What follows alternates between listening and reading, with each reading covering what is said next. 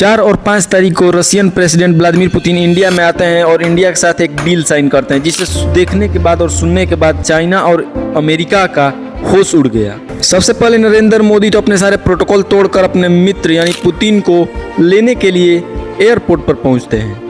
अब इस डील में पुतिन ने आइस ब्रेकर शिप्स को इंडिया में बनाने की डील रखी है।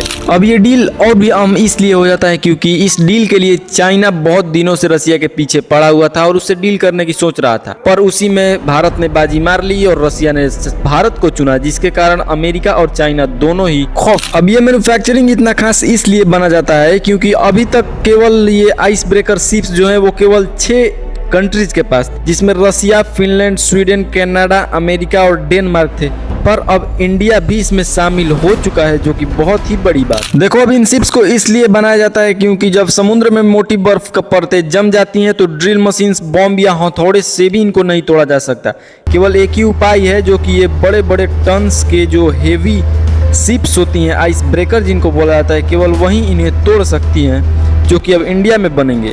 और मैं आपको बता दूं कि इन शिप्स के अंदर जो इंजन लगे होते हैं वो न्यूक्लियर इंजन होते हैं, जो कि ये बहुत ही पावरफुल होते हैं। पर इंडिया में जो शिप ब्रेकर्स बनेंगे वो नॉन न्यूक्लियर इंजन से बनेंगे, तो ये आपको ध्यान में रखना होगा। अब यहाँ पर सवाल ये उठता है कि इंडिया के आसपास जो समुद्र है उनमें तो बर्फ जमती नहीं, तो आखिर ये शिप्स होंगी क्या? तो देखो, इसका बहुत ही बड़ा फायदा इंडिया को होने वाला है, क्योंकि जब ये शिप मैन्युफैक्चर होंगे तो पहला कस्टमर जो होगा वो रसिया होगा, क्योंकि वो 3 तरफ से अटलांटिक और बहुत सारे ओशियन से घिरा हुआ है, जिसको ट्रेड करने में दिक्कत होती है, तो वो खुद के लिए भी बना रहा है और हमारा देश इसे एक्सपोर्ट भी करेगा, जिससे इकोनॉमी बढ़ेगी। आई होप ये डील आपको समझ में आ चुकी होगी, तो वीडियो को लाइक कर दीजिएगा और चैनल पर नए हैं तो सब्सक्राइब कर दीजिएगा। मिलते हैं अगले वीडियो में।